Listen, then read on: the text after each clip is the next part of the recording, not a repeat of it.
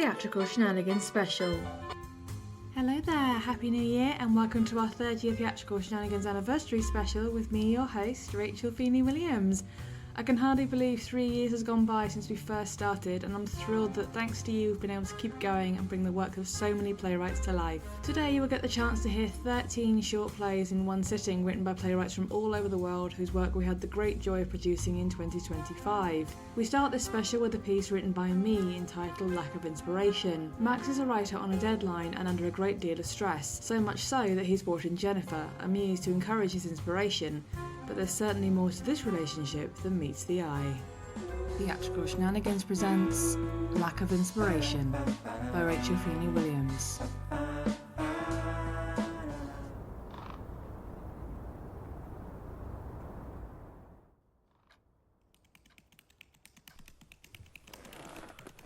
Oh, what are you doing?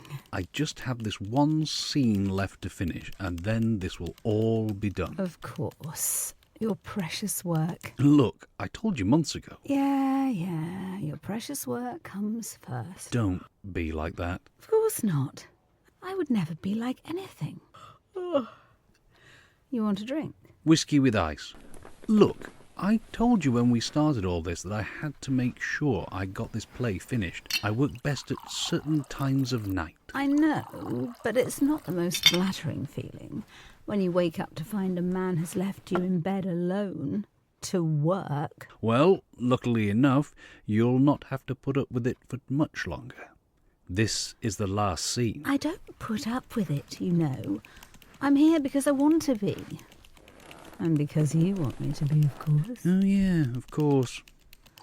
I've never understood why you do it, you know. Do what? Come back evening after evening. Surely there must be cheaper ways to get the inspiration flowing. I've not found one, and with my deadline tomorrow, I can't afford to test the theory now. Tomorrow? Think you'll get it done in time? I would if someone wasn't continuously asking me questions. Oh, okay, relax.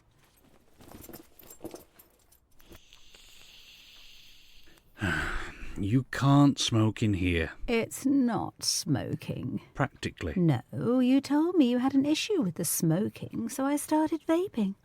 Strawberry flavour. Lovely, I'm sure. Hey, I do this for you. I wouldn't do it for anyone else. Look, it's appreciated, but I really need to focus. Fine. Don't let me stop you.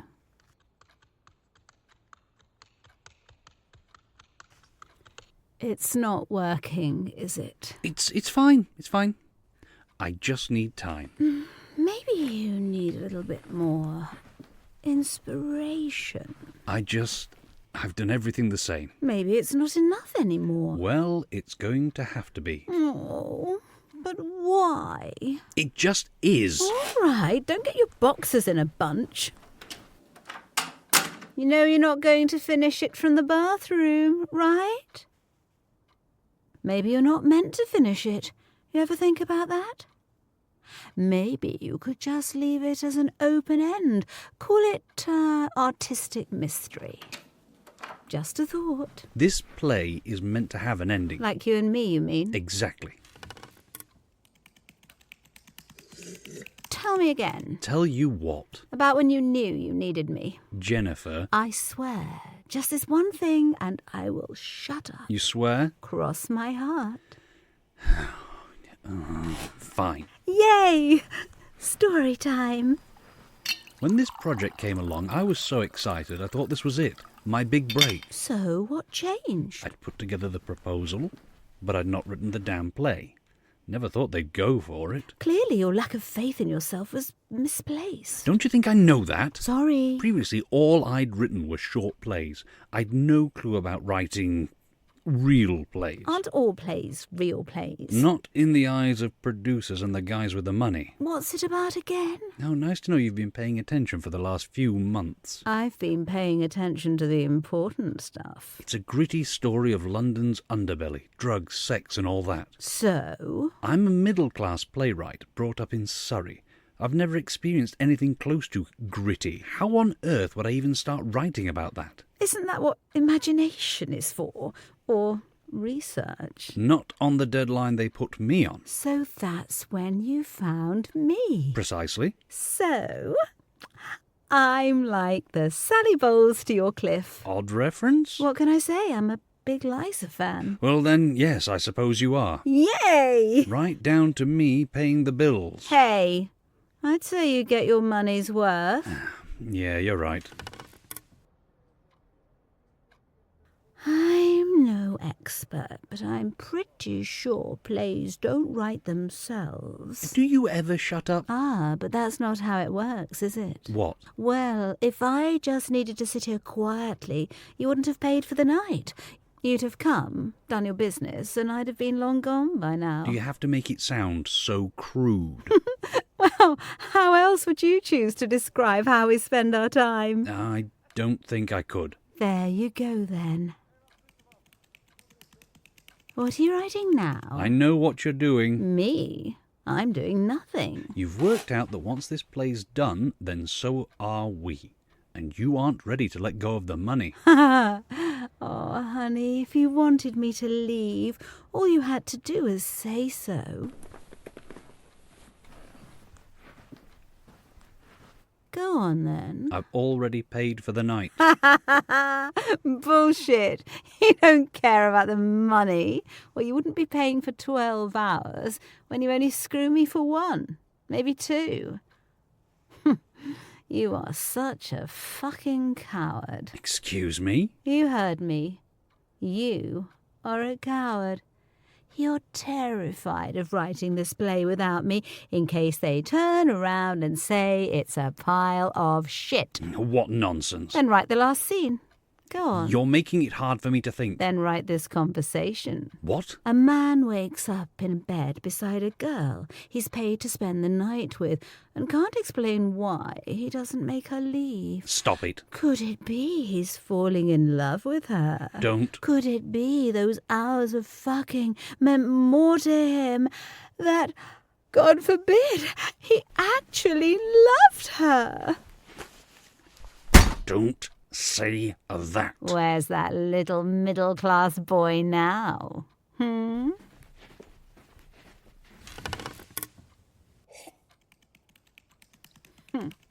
Ha! So, have you had others? What? Other muses, shall we say? No, I've never done anything like this before. Does that make the guilt easier?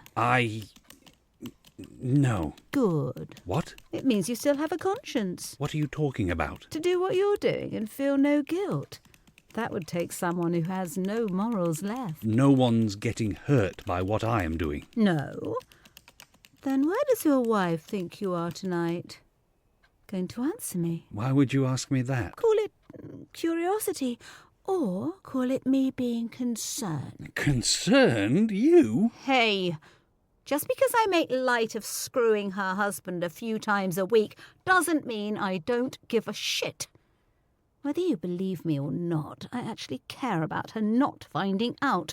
Okay? Okay, I'm sorry. So, you going to answer my question? Where does she think you are? I told her I'm working late at the office. Emergency meeting. So is she a moron? Or just bad in bed? What does that have to do with anything? Well, I'm assuming since you have me here entertaining you both physically and creatively, that she does not. No, it's not like that. Oh, so you just get your kicks by screwing another woman behind your wife's back and claiming it's for inspiration. Stop it. Man, she must be the stupidest woman on the planet to believe all this late at the office and emergency meeting bullshit. Enough. You do not get to talk about her. Why, Max? Why not? Because you're not real. Sir, we heard shouting. Is everything okay? Yes, everything's fine, thank you. So, finally decided on the actual truth after months of lies, Don't make it sound so dramatic. I'm not cheating on my wife. No. You're just choosing to spend time away from her screwing your fantasy woman. How does that sound any better? I just needed a break. So take a guy's weekend or a couple's retreat. Don't pretend like me being here is any more than you betraying your wife differently. You don't know anything about it. I know your fantasies with me are way more erotic than your actual time with her. What there is left of it, of course. I love my wife. Now, who are you trying to convince? Why don't you just tell her what you want? She'd never understand. Ugh. What is it with you men and your cliches on why you cheat? My wife doesn't get me. I've been really stressed at work. I got really drunk and it just happened. You know, if you're just going to stand there and bust my balls, maybe it's time you left. Oh, please. You don't have the guts. You know once that play is finished and I'm gone, you have to go back to the beige of your marriage because you won't tell her otherwise. And that, my friend, makes you a fucking coward and a betrayer. No, you're wrong. No? How many rewrites have you done for this play? How many times have you skipped an hour of writing to spend it with me? That's not true. Face it. This toxic thing we have going, you're in too deep.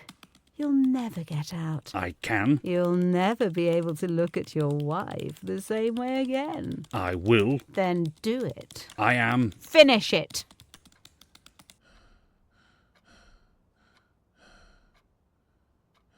So, was that good for you? Do you ever take anything seriously? No, why should I? It would be boring as hell. I suppose that's why you're you, I guess. Of course. If I was just like everyone else you knew, you wouldn't need me, would you? No, I suppose not. So, I guess that's it then. Yep. The play's done? Yeah. Well, I guess that's my cue to leave. What, just like that? I'm no good with tearful goodbyes. Wait. I couldn't write the last line. I know. I needed this. Just one last time. I know. I will end it. I will. Shh. Just tell me you need me. I need you. Good boy.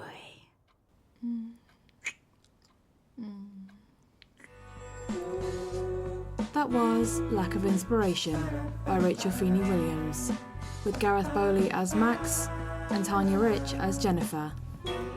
Hi, my name is Stephen Korbar. I live in Southern California in the United States, and I wrote the play Old Aquatics. The piece is set at New Year's Eve, which has always been a night that I found both kind of depressing and simultaneously filled with hope and also reflection and regret. And some people seem to handle it celebrating and drinking, and others who try to just blot it out and ignore it completely. So I thought it would be interesting to see the extremes of both kinds of people meeting up in a situation where they were forced to relate to each other. And that was the starting point for my play, Old Aquatics. So I want to thank Theater Shenanigans for presenting the play and congratulate them on their 3 years of production. Thank you again, and I hope you enjoy the show. Theatrical Shenanigans presents Old Aquatics by Steve Korbar.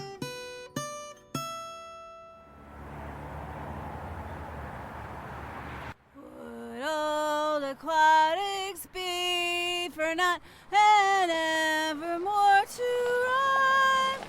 When old aquatics don't mean squat and have a real good time.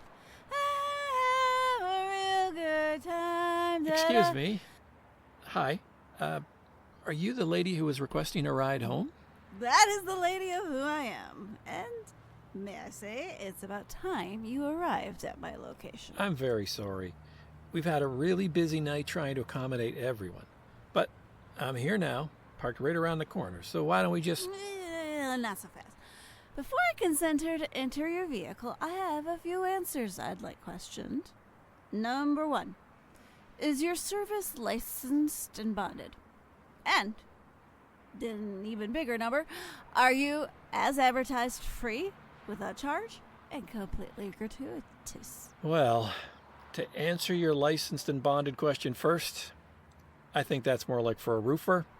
But as for your second question, yes, we are providing a free service all New Year's Eve for anyone who feels like they're not in shape to get themselves home safely. It is completely gratis. In such case, I do agree to engage you, since I am a responsible person who believes in the work you're doing to keep the streets of our city safe. And now that we have all of that cleared up, why don't you and I be on our way? I'll drive. No. I think maybe you've missed a central function of our service. It's to keep you from getting behind the wheel. And the best way to do that is to be cooperative. And to please, just let me drive you home. I have every intention of not being uncooperative. I am not remotely interested in giving you or anyone any trouble. In fact, I am completely ready to do anything that you ask of me. Thank you. But first I want pancakes. Oh, please, miss. It's very late. You're the last ride tonight, and I'm really... I want pancakes! I want pancakes! Why can't I have pancakes? Why should I not have pancakes when less than 3 blocks from here there is a true house of international pancakes? Not regional, not national, international pancakes. The whole world gets pancakes. Why don't I deserve pancakes for my very own? You do deserve it. Of course you deserve it. Anyone can see you are a fine, intelligent, and sensitive woman. Don't you judge me. I'm not judging. Oh, yes, you are, you big Mr. Judgy man. You took one look at me and said, she doesn't deserve pancakes, or waffles, or even a lousy crepe. But you don't know what's in my heart tonight. You're just standing there thinking, how could this beautiful, beautiful girl sink so low? Well, that's what happens when you know that it's the end, that it's finished, when you can see that everything is all over. Oh, hey, no. It's not over. You're still young, and there are 12-step programs that you can... I meant the holidays. The holidays are over. That's what I'm talking about, Sherlock. Oh, really? That's what you've got yourself all... like this over? What else? I have nothing to look forward to now. I'm not usually like this. New Year's Eve is the one night all year I get drunk. Not counting St. Patty's Day, but that's just to honor my maternal grandmother, who was part Irish, I think. But I drink tonight because I know I have to wait a whole nother year for the gladness of the season to come around again. I mean, really, what could be more heartbreaking than that? Well, I could probably make you a list, but I'm sure it's not my place. And besides, the holidays aren't really even over yet. Tomorrow is New Year's Day. Blech. Some holiday. A day made for taking down your Christmas tree. 3 weeks ago, it was a festive symbol of evergreen life. And now you're dragging that dried-out mofo across the alley so you can ditch it in your neighbor's dumpster. So just don't take your tree down yet. My family was Catholic, and we always kept ours till the Epiphany on January 6th. Oh, don't try to sell me on your religious extremism. You take your tree down on New Year's Day, and then there's nothing left but back to work. No more pretty Christmas lights and trying to drop 11 pounds of excess holiday fudge weight. Well, looked at from that perspective, it does sound pretty depressing. I guess I don't mind my job so much. And I'm not that worried about the fudge weight, since I'm pretty sure I'm going to start puking pretty soon. But the no more Christmas lights, there's just no way to be ready for that. For a whole month. You know that every street you turn down is going to be filled with new oohs and ahs. New displays of LED wonderment. Everything's so bright, so filled with color and twinkliness that everybody, even Grinches and Jewish people, everybody slows down a little just to look. Just because they want to spend some time with something truly, truly beautiful. But then, before you know it, there it is, January 2nd, and suddenly, poof, it's all just gone. It makes everything just seem so much worse than it was, because you didn't notice before just how dark the streets really were. The world is dark enough as it is. No one needs to point it out. Nobody needs to empathize it. Emphasize it.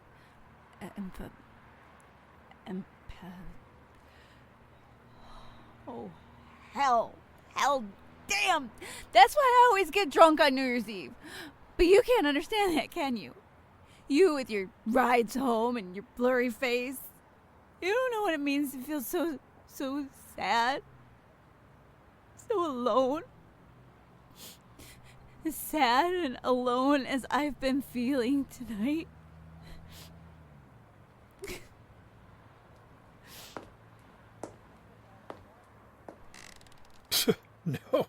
No, of course I don't.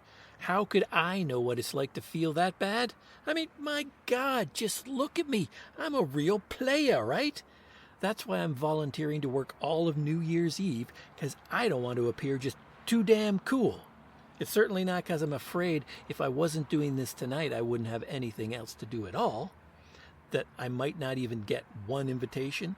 That the only way I can feel better about myself is to know that at least I'm helping to keep irresponsible drunks off the highways. Hey! Sorry.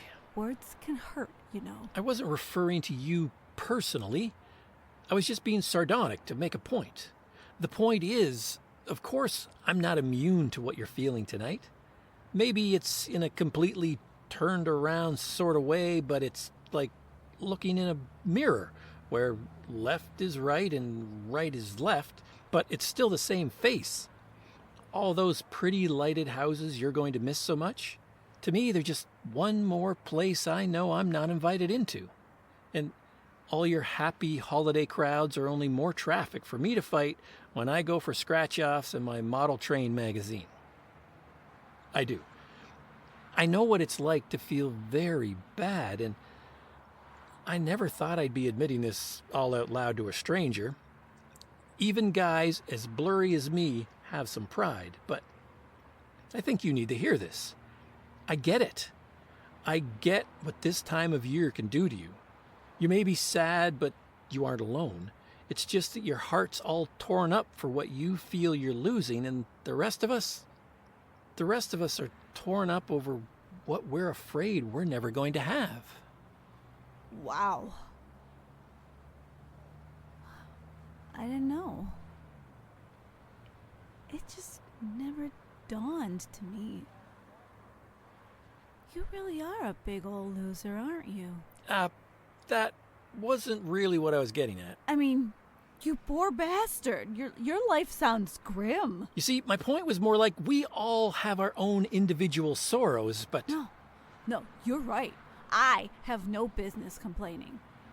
Not compared to you. I mean, I probably won't even remember tonight. And in a few weeks, I'm going to Vegas for MLK weekend. Well, what do you have? Another Swanson's TV dinner and playing with your damn toy train set. Actually, model railway is a rapidly growing pastime. I really need to thank you. You have taught me a valuable lesson. No matter how bleak things seem, they can always be so much worse. I just wish there was something I could do for you, you poor little thing. You know, wait. Here. I want you to have this as a gift.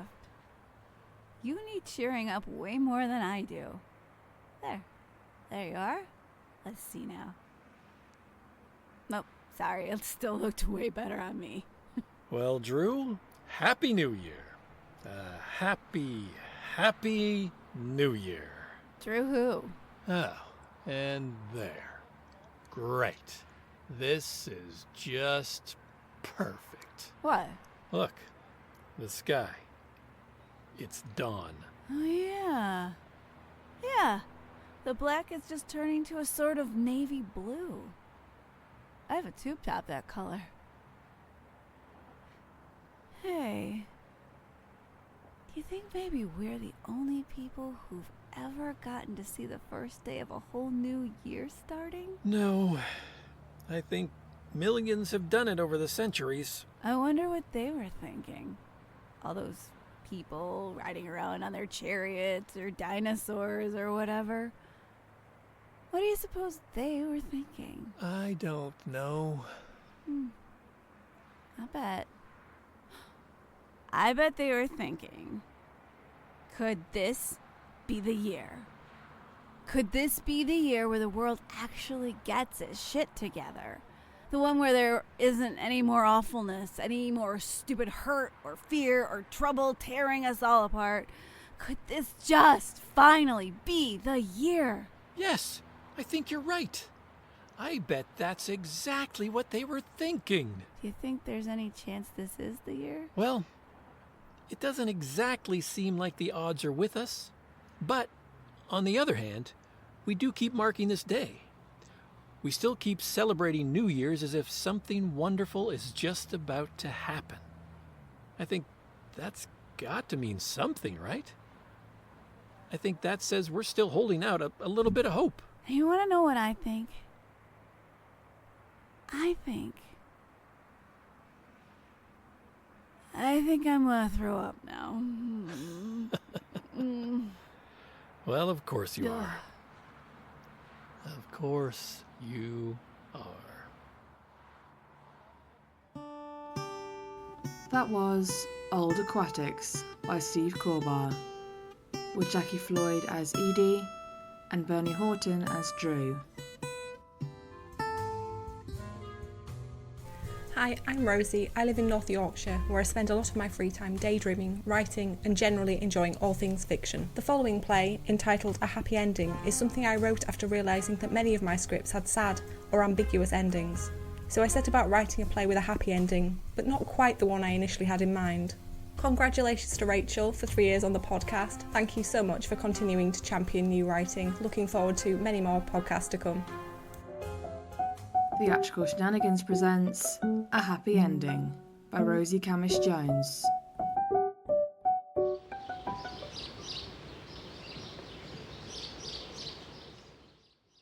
I've just checked with the store and your cupcake order will be available to collect at 2 p.m. No problem. Is there anything else I can help you with? Hello? Oh, well, apparently not. Mollie, you're a bright girl. Am I? I should hope so, for the amount I'm paying you. I'm on minimum wage. Well, perhaps if you'd gone on to higher education, like I did, you wouldn't be in that predicament. I have a master's degree. Do you really? Yes. May I ask what subject you studied? Well, what's that got to do with anything? Art history. Well, that explains it.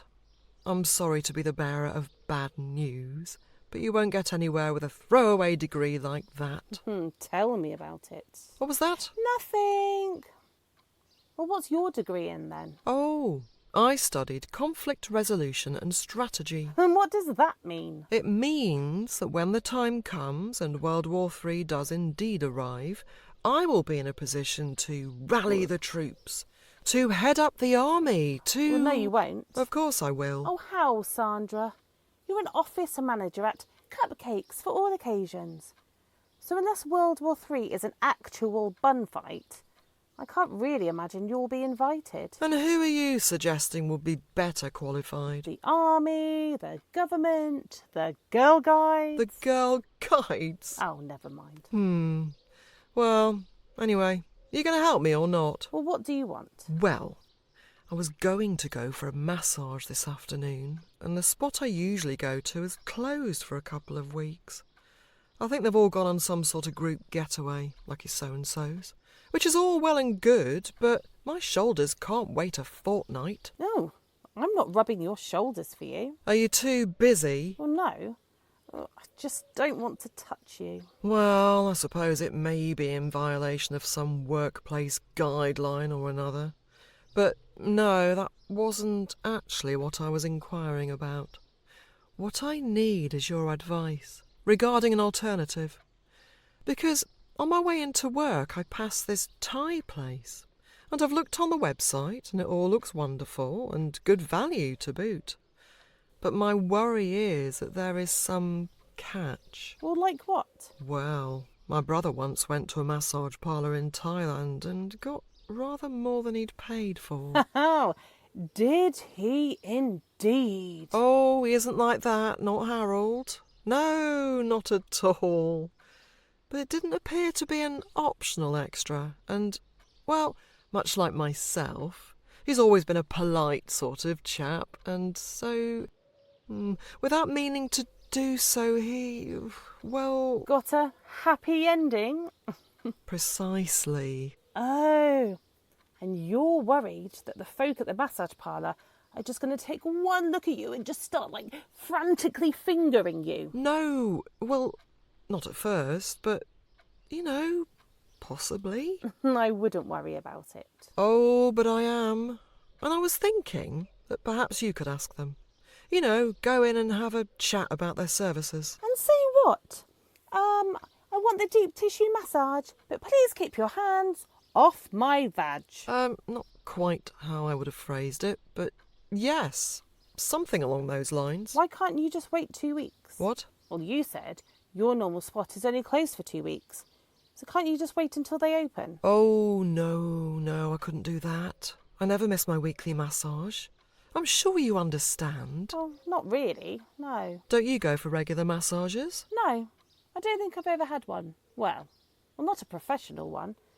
I mean, I don't think you can quite count Brandon squatting over my lower back and just rubbing baby oil into my shoulder blades in the vain hope of an afternoon delight. A proper massage. Goodness, what did I ask? You were the one who started all this talk of genitalia. Well, you've really never had a proper massage? No. Why on earth not? Because if I ever find myself with money left over at the end of the month, I go wild and I turn the heating on.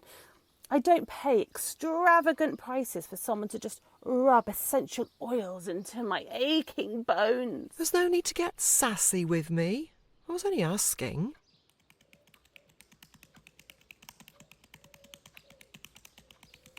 You know what? What now? I'd like to take you with me. Oh, I've already been fingered today, but thanks. No, that's not what I meant. I think you do a fantastic job here. Really? Maybe not fantastic, but a good job. You're always on time and such. Isn't that what I'm paid to do? Well, yes, but nevertheless, I'd like to take you for a massage. My treat. But we have work to do. That's the wonderful thing about being the boss. I make the rules, and today we are having the afternoon off. Is this all just because you're too scared to ask what the massage involves? Not entirely, but you will need to do the asking. After all, I am paying, and I couldn't possibly ask about such a thing myself. Where the hell did you get that degree from? I'd rather not discuss private matters. Now, are you coming? Well, that depends on how this massage goes.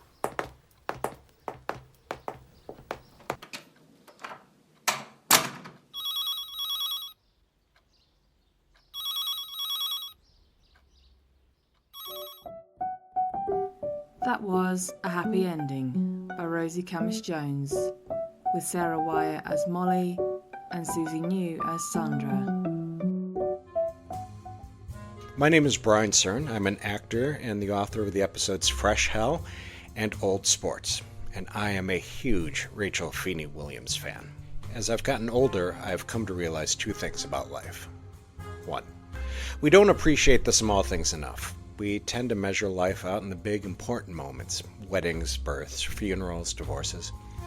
If we measure life by the small things, such as sunsets, rainy afternoons with a good book, and laughter amongst friends, we will find that life isn't as terrible as it is made out to be.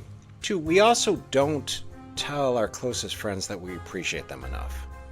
A simple thank you for being part of my life, I'm grateful that you are here, not only improves the day of the person hearing it, but it is also good for the mental health of the person speaking it. And now here we are, about to release the second episode penned by me, not to mention the several episodes that I've been fortunate to perform in.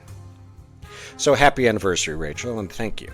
Thank you for the little moments of joy that you've given me between work and life stresses, and let's not forget collapsed ceilings.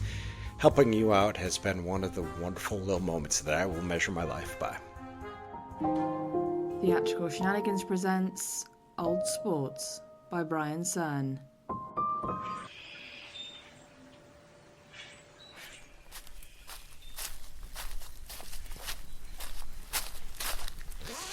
This was a lot easier to do when we were younger.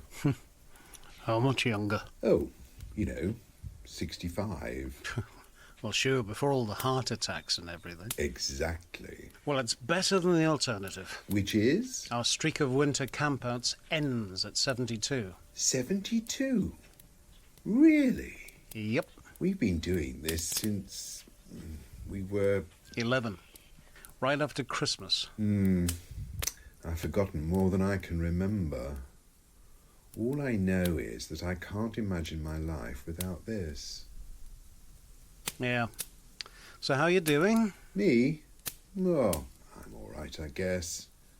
Slowing down, getting old. You've been saying you're getting old since you were 50. Well, I have been. It's just easier to see now. Right, but how are you doing? Slowing down. I'm noticing that.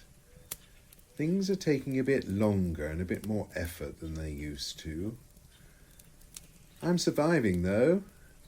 I've got a good support network, as the nurse calls it. Someone checks in on me every day.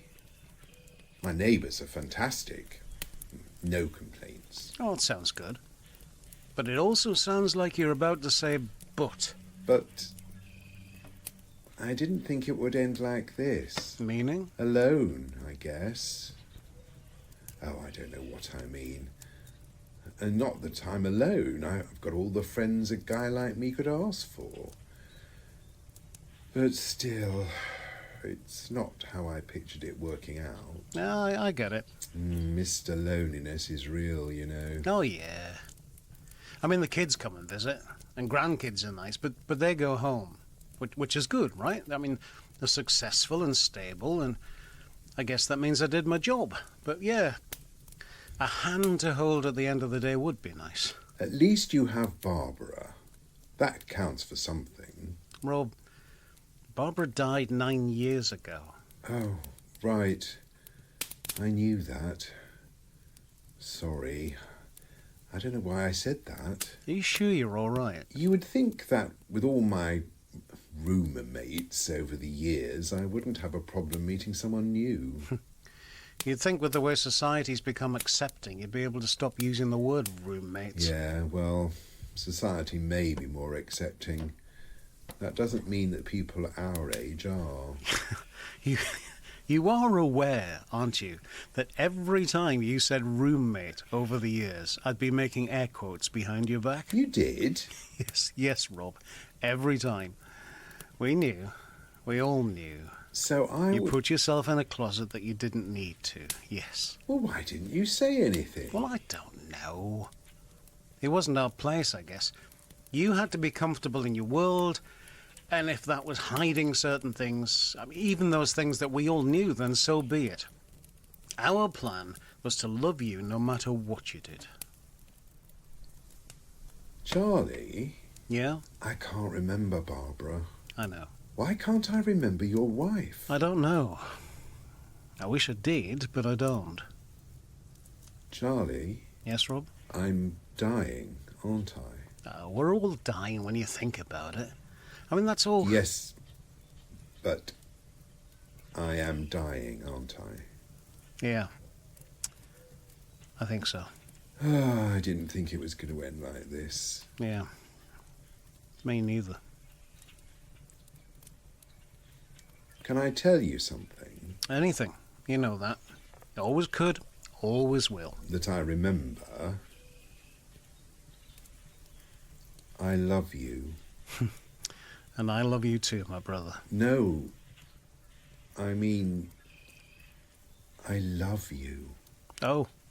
Oh, this is embarrassing. I'm sorry. I shouldn't have said anything. No.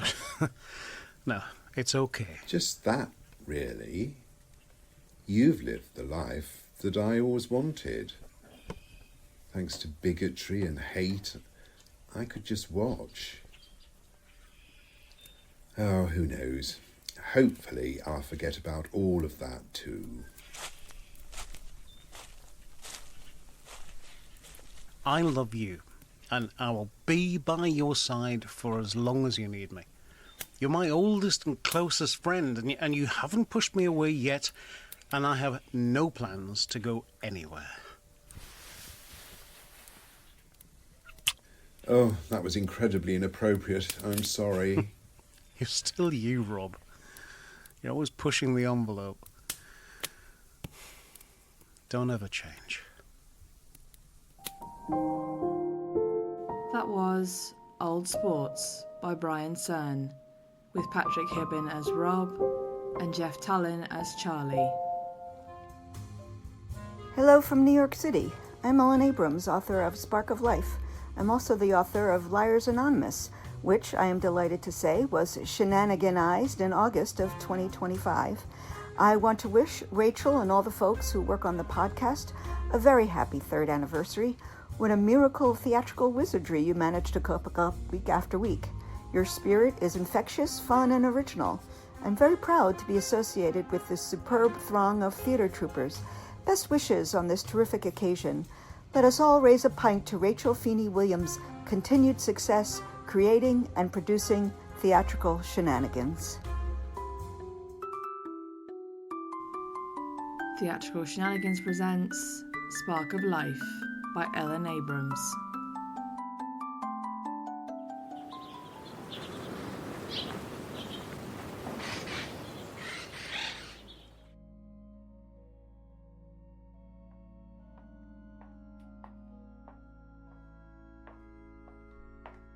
Hello. Good morning. Nice crowd. It is, isn't it? Speaks well of him. I suppose it does, yes. Mind if I sit here? Please do.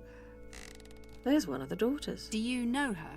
By name only. You? Oh, I know her sister a little better. Look, the current wife. Number... Oh, I lost count.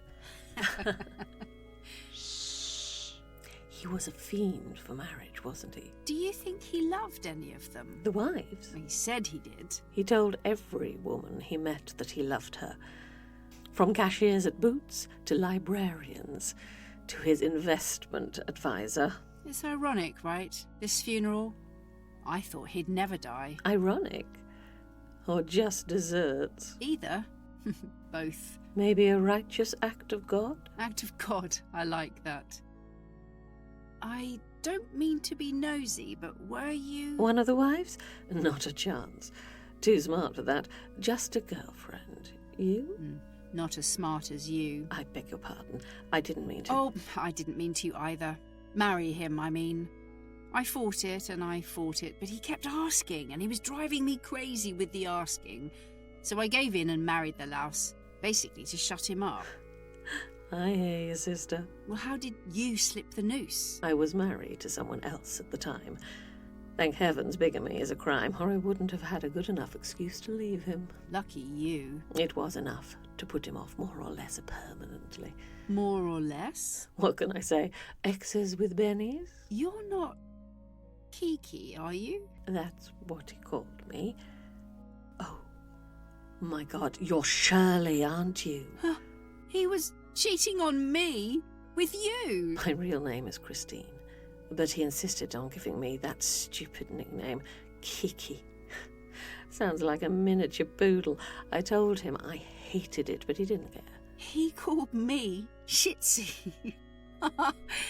Cute, right? That's awful. Just like the man himself. Open casket, I see. Why'd they do that? Every mortal sin written large upon his face. Well, it's not like he was the world's most famous man, even in life. He had something that drew us to him, though. What was it? He was a pest. A pest with charisma. Well, it was more than charisma. He had... The spark of life. That's it, yes. Also funny. So funny. A great storyteller. Played piano. Sang like a professional. Made you want to be around him. Until you didn't.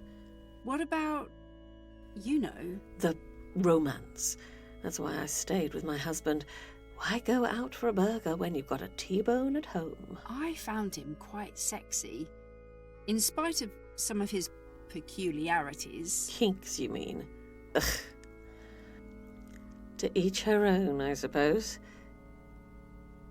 Now look at him. All that charisma. Gone with the wind. Spark of life. Snuffed out. Down the drain. Out with the rubbish. Oh, look. Here come wives 1 and 2. I was the 3rd, in case you didn't know. And these next 2 would be 4 and 5, I guess. He convinced 5 women to marry him. 5! That's a gift, is what that is. Shh. I heard about this lady artist in Korea who got married 100 times. Not always to humans either. God bless her. To please her parents. They shouldn't have pushed so hard. Will you miss him? Not much. You? Nah. I feel bad for his kids, of course, losing their father so suddenly. You have kids? We weren't married long enough. I want to say, what a shame, but it's not, is it? I think he wanted to have kids with you. He used to mutter your name in his sleep. I don't believe you. Kiki. Kiki, my own true love, you must bear my children. He never said that. Did he? No, he never said that. But he called your name once when we were, well, doing it. When I asked him who Kiki was, he claimed I misheard him. What a devil. Smart women, foolish choices. Who's that one? I guess she would have been number 6. She's his type, all right. Alas, she will forever remain the wife that will never be. I have to confess something to you. Yes? He actually was terrific in bed. They should put it on his tombstone. Shh. If he hadn't been such a 2-timing louse, I might have stayed with him forever. 2-timing louse, what am I saying? He's like a 3 or 4-timing louse. Until that fateful coronary mowing the lawn. What an idiotic way to go. Couldn't have happened to a more deserving guy. True, but still... We'll find someone else. Someone sexy but loyal. Charming but serious. He was a menace to all womankind. More than a menace. He was a virus. I only wish I'd had the guts to shoot him. I tried to stab him with a steak knife more than once, but he was too quick for me. I'll say this, though. When I realised I couldn't plug him, I took up shooting to satisfy my thirst for revenge, and actually qualified for the Olympics. After he escaped from the pointy end of my shiv, I began a new career as a meat carver. At a posh restaurant. Very lucrative. Could it be that having him in our lives helped us more than it hurt us? Son of a bitch. Shh. May he rest in peace. That was Spark of Life by Ellen Abrams, with Helen Fullerton as Christine and Nikki Wacello as Shirley. Hello, my name is F.J. Hartland, and I'm the author of The Pickle Joke. The joke that appears in the play was actually my late father's favorite joke, and even though he's been gone for more than 30 years now, whenever our family gets together, one of us will tell that joke, and it's just great to be able to think about my father and to laugh and not cry. So I think that's what the Pickle Joke play is all about. So I just want to say congratulations to Theatrical Shenanigans on the great work that you've done. Happy anniversary, and I hope you continue for many, many more years producing great theater for people to enjoy. Thanks again. Theatrical Shenanigans presents The Pickle Joke by F.J. Hartland.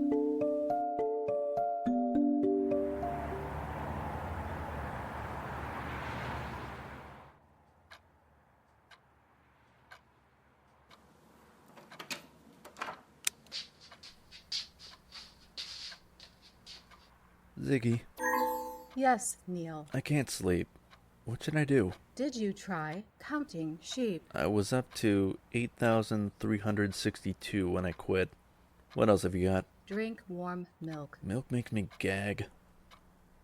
Ziggy, what time is it? It is 3:05 a.m. How many people live in New York City? The current metro population of New York City is approximately 18,867,000. Really? 18,867,000. Approximately. And I don't have a single person to talk to. Except you. And you're not really a person, are you, Ziggy? No, Neal, I am not. I am an electrical device utilizing artificial intelligence. Too bad. And even if I did know someone, I couldn't call them at 3:05 in the morning, right? Wrong. You mean I can call someone at 3:05 a.m.? No, I mean it is now 3:07 a.m. Thanks for the update. Time keeps moving on, doesn't it? Yes, it does. It reminds me of that poem. Maybe you know it? What is the title? I can't remember it. I think it goes, "Life must go on. I forget just why." What poem is that? Lament by Edna St. Vincent Millay. Lament. That's right. Yes, I know. I am always right. Maybe some music would help me sleep? Ziggy, play some music.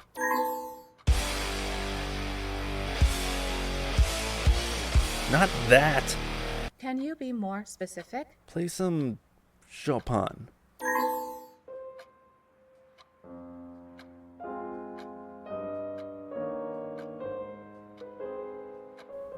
That's beautiful.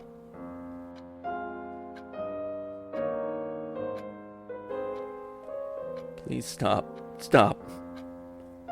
You didn't care for that selection. No, it's just Charlie loved Chopin.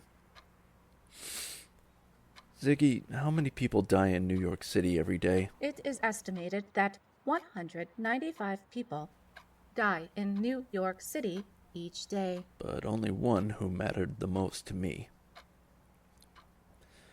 You'd think I'd be all cried out by now. Ziggy, is it possible to run out of tears? That is not possible. Why not? The human body produces 5 to 10 ounces of tears daily to keep the eyes lubricated. What are tears made of? Butter, salt, fatty oils, and over 1,500 different proteins. Electrolytes in tears include sodium. And that's why tears taste salty, right? That is correct. Sometimes I get one. Tears have the same composition as saliva. That's gross enough to stop me from crying. Oh, Ziggy. What is it, Neal? Out of those 18,867,000 people in New York City, how was I lucky enough to find Charlie? I do not know the answer to that. Sorry. I need to laugh. I know. Ziggy, why don't you tell me a joke?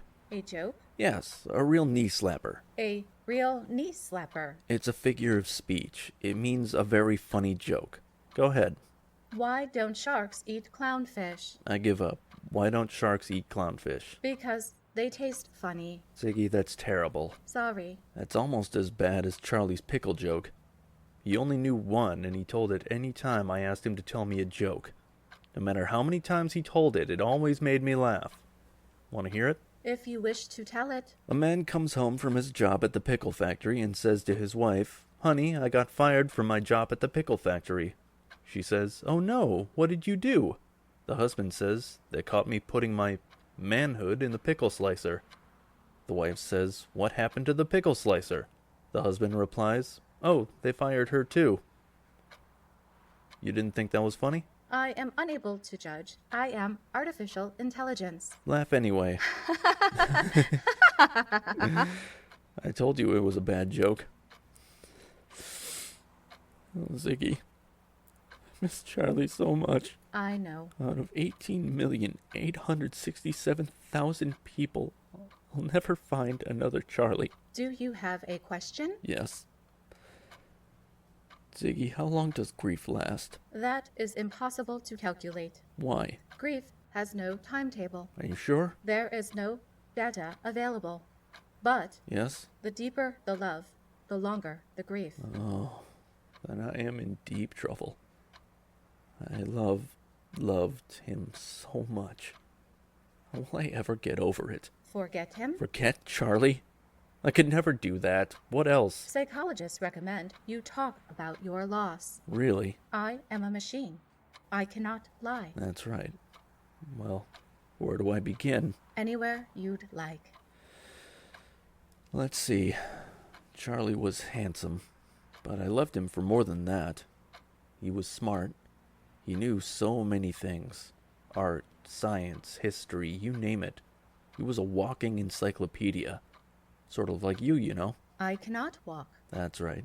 Sorry. Apology accepted. What else can I tell you about Charlie? Just holding his hand made my heart race. And he was so gentle. I used to say he was a gentleman and a gentleman. Charlie was British, you know. I was not aware of that. Can you speak with a British accent? Of course I can. And may I call you Charlie? Most assuredly you may. Charlie? Yes, Neal. Tell me a joke. A man comes home from his job at the pickle factory and says to his wife, "Honey, I got fired from my job at the pickle factory." She says, "Oh no, what did you do?" That was The Pickle Joke by F.J. Hartland, with Aaron LaPacz as Neal and Dana Hall as Ziggy. Hello, I'm Kathleen Mulholland. Many thanks to Theatrical Shenanigans for producing my play in celebration of their anniversary. Who's a Snowbird was inspired by my husband Steve. The play is a fictional account of how he convinced me to spend our winters in the desert of California. I hope my story gives you a laugh. Thank you, and congratulations again to Theatrical Shenanigans. Theatrical Shenanigans presents Who's a Snowbird by Kathleen Mulholland.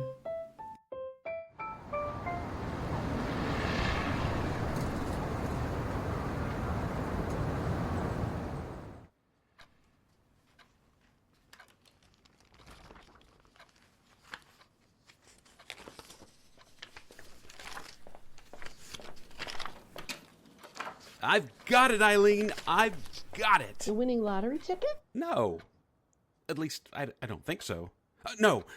I have the solution to our problem of choosing where to stay on our winter vacation. Dave, please, first don't interrupt me like that when I'm reading, unless you actually have the winning lottery ticket. And second, what winter vacation? The winter vacation we're taking now that we've finally retired. I want to get away from the snow and ice. I want to spend this winter somewhere warm and sunny. You mean become snowbirds? That insulting term comes from the 1600s. It refers to deserters who only join the army to get warm clothes for the winter. Really? Well, whatever you call it, we said we'd never do that. You said we'd never do that.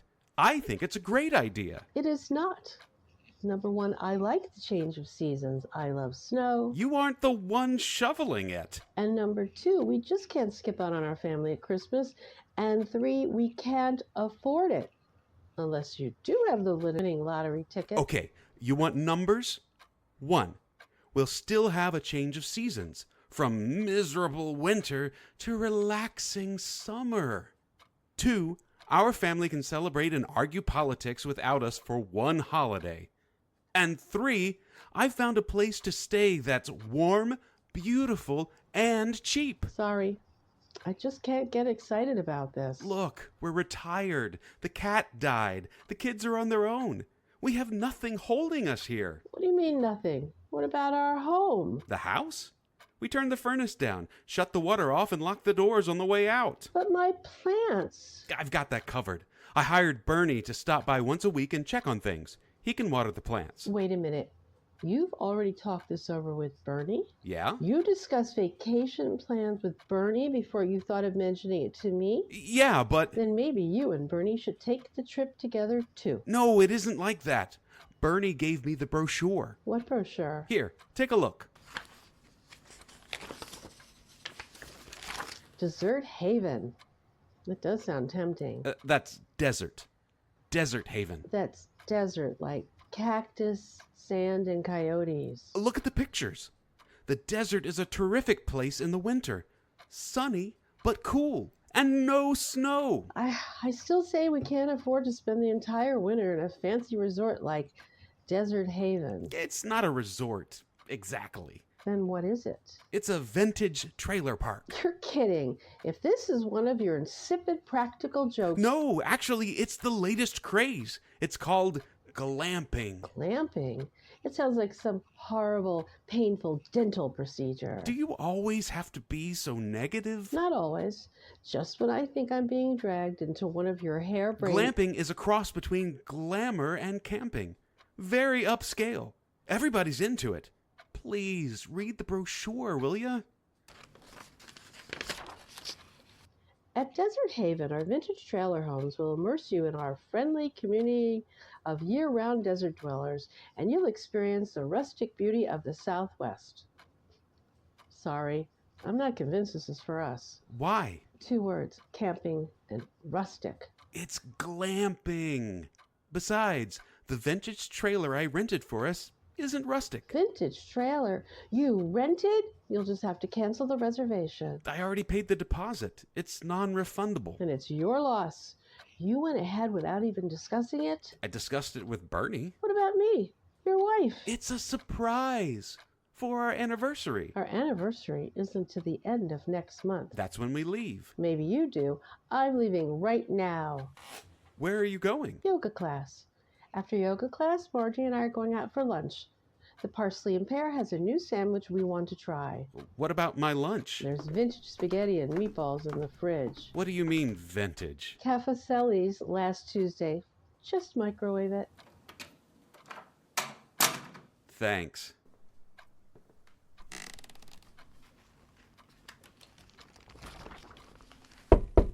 It's open. Come on in. Oh, hi, Bernie. What you up to? Thought I'd drop by and see how things went with the missus. I bet she went crazy over Desert Haven. You could say that. What'd she say? She nixed the whole vacation. Especially the idea of living in a vintage trailer. Maybe you weren't persuasive enough. You reassured her that you hired me to watch the house while you're away, right? All she cares about is her plants. Did you try the non-refundable deposit line? Yeah, she didn't bite. Said it was my loss for not discussing it with her first. Then you followed up with the, "It's a surprise for our anniversary gambit." Oh, yeah. She walked out on that one. That one is risky. She left you? To go to yoga class and have lunch with Margie. Oh, man, it's worse than I thought. How is going to yoga class and lunch worse than leaving me for good? Buddy, you must be lost in the woods. Don't you get it? She and Margie will talk. Of course they will. That's how they keep from eating. Margie will have psyched her up for all your arguments, and she's going to eat your lunch. Speaking of lunch, you want to share some leftover spaghetti and meatballs? No, thanks. You go on. I need to think. You're going to need a plan unless you want to spend this winter behind a snowblower. And I lose my cut for referring you. Wow, that smells great. Eileen's recipe? Cantoncelli's. Oh, okay. Oh, good news. I think I got a plan for you. Well, let's hear it. I'm desperate for any plan that doesn't include divorce. Okay.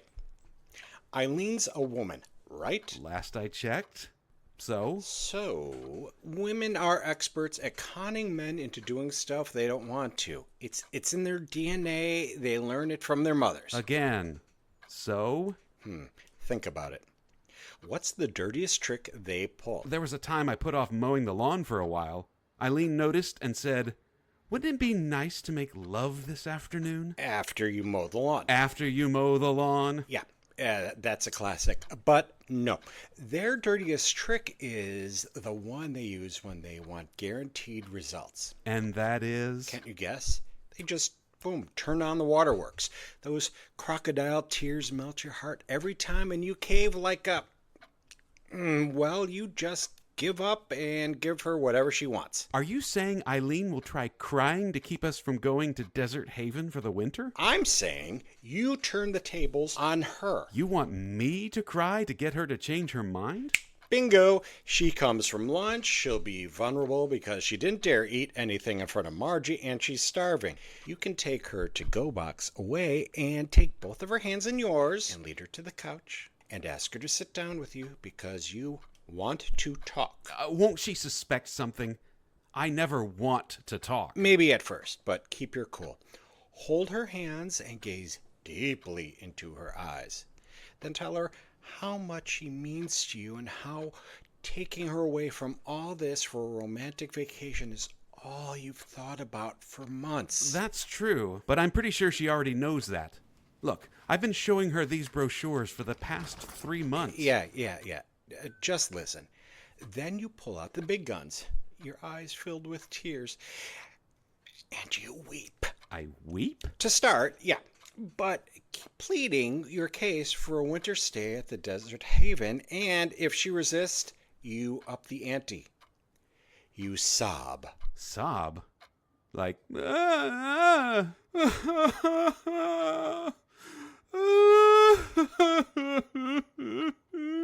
Perfect. But if that doesn't melt her cold, cold heart, then you wail. Wail? Like a banshee.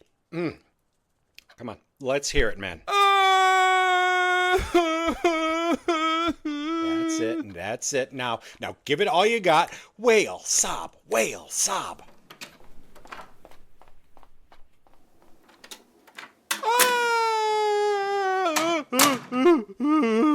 What the hell is going on? I could hear you from the garage. Oh, hi, honey. Bernie and I were just, hey, where's Bernie? He ran out with his tail between his legs when he saw me come in. Listen, Dave, we need to talk. I've had the time to think about this during yoga class. I had a long talk with Margie over lunch. She told me about her father's death. Her parents always went to Florida for the winter. Then one year, her mother refused to go. Margie's dad died of a heart attack that winter, shoveling snow. Margie's mom never forgave herself. That's not going to happen to me. To us, I won't take the chance. We can't stay here this winter. Well, I don't know. Bernie convinced me that I could get my deposit back. We can stay here, and we can have a special dinner at the Parsley and Pear on our anniversary. No, absolutely not. We're going glamping. Let's see, I'll need a new bathing suit and, well, a whole new wardrobe, really. Where are you going? Shopping. Thanks, Dave. Glamping. What a great idea. Margie, meet me downtown. I'm getting an entire new winter wardrobe. Dave is bankrolling it for our glamping vacation. No argument. It was his idea.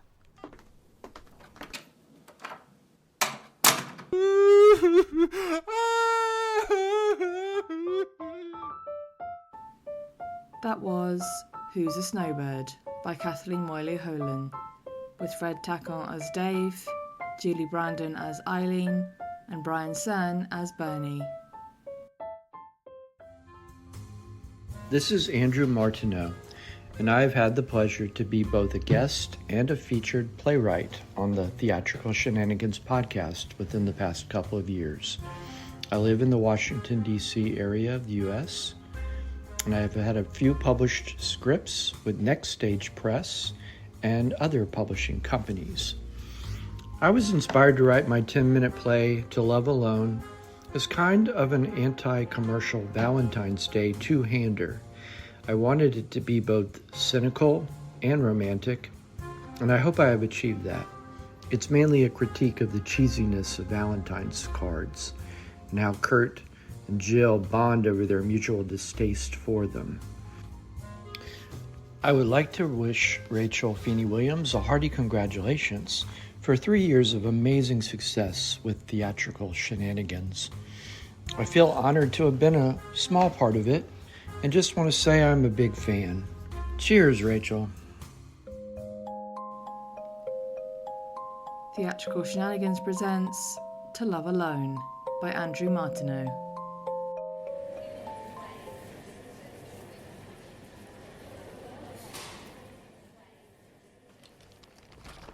This is so dumb. I'm sorry. Were you talking to me? Oh, no, sorry. I was talking to the card. Oh, I see. It was dumb.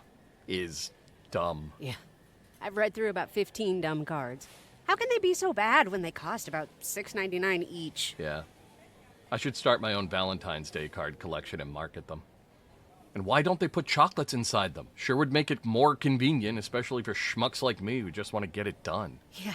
You could add a dozen roses in there, too. Maybe even a condom. Really? Oh, sorry. Would that be a little too convenient? I think maybe. Yeah. But safer. Yes. Much safer. More thoughtful. Yeah. Oh, wow. What does it say? Cupid on the outside. Cute as hell, right? Adorable. It says, when Cupid loosed his arrow, it struck me through the marrow. Then you open it up, and it says, at first it hurt like hell, but now I'm glad I fell. Be my Valentine. Lord have mercy. That is so bad. $5.99. Why? Well, I think it's because it's got that 3D effect going on with the arrow. Isn't the arrow supposed to be piercing the heart? Since when did Cupid shoot his arrow into bone? Is this supposed to be romantic? I think I can relate to that card. Sadly, I have known that bone-piercing kind of love. Yeah, me too. But as cards go, it's just not romantic. It's not even funny. It's just dumb. Yeah. I don't even know why I take so much time reading these. My boyfriend never even bothers to read them. I mean, he might read the note I add to it, but he doesn't give a crap about what they print on it. Do you? Yes. I read every word and marvel at how I got conned into buying a ridiculously expensive card with a goofball message for some manufactured commercial holiday in the middle of winter that is supposed to show how much you care about someone, when in reality, you just want to save your money and write I love you on a Post-it note and call it a day. You could do that. No, I couldn't. Yes, you could. I would love that. You would? Yes, totally. But I hardly know you. Not me. Your girlfriend. Or your partner, or whoever you love. I suppose you're right. Oh, this one's good. Read it. It says, we just crossed a line. Won't you be my Valentine? Does it really say that? No, it doesn't. But it would make sense, right? Isn't falling in love kind of like crossing a line? Both parties waiting for someone to make a move. Then when the other person does, they both cross over and start looking for cards. Makes sense to me. I like that better than getting shot in the femur. Me too. This is fun. Read me another one. What's your name, by the way? Kurt. Hi, Kurt. I'm Jill. Nice to meet you. Oh, listen to this. We both love Gertrude Stein. Won't you be my Valentine? Oh, wow. Oh, you're making that one up too, aren't you? Yes, but wouldn't you totally buy that card? I totally would. It's very easy to love alone. What? Do you know who said that? I'm not sure. Gertrude Stein. She said, it's very easy to love alone. Did she? I don't know that one. Yes, she did. It's true, isn't it? We can love whoever we want to love, and as much as we want to love them, by ourselves in our own time. But loving someone else, and them loving you back, that's not easy. Very true. You know what else Gertrude Stein said? Tell me. She said, whoever said money can't buy happiness simply didn't know where to go shopping. Love it! I wonder what Gertrude Stein would have said about this Valentine's Day card display. I don't know. But my guess is she would not have been very impressed with it. No. Not at all. So I don't think we're going to have much success with this. No. Because it's easier to love alone. Yes. Okay, I got one. Kinda sucks, but this one's only $2.99. Hey, if the price is right. Yeah. Well, it was nice talking to you, Kurt. You as well, Jill. Anyhow, good luck with the card. You as well. Kurt? Yes? Here. It's a phone number. Yes. Thanks. You know you're supposed to pay for the envelopes, too. I know. Let me take it back. I don't want you to get in trouble when you're scanning your items.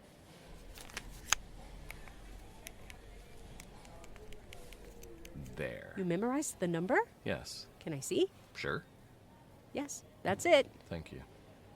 Well, goodbye, Jill. It was a pleasure meeting you. You as well, Kurt. That was To Love Alone by Andrew Martineau, with Robert J. LeBlanc as Kurt and Ash Albignac as Jill. Hi, everybody. I'm Connie Dinkler, a playwright from Salisbury, North Carolina, USA. I've had over 25 play productions, including staged, virtual, and audio plays. I'm excited to have a second play produced by such a talented and professional group of people. Happy anniversary, Theatrical Shenanigans. The title of this play is The Mutilating Maniac of the Midwest.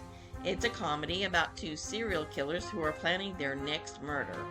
I originally wrote this script as a stage play for a Halloween-themed play festival. I hope you enjoy my play, The Mutilating Maniac of the Midwest. Theatrical Shenanigans presents The Mutilating Maniac of the Midwest by Connie Dinkler.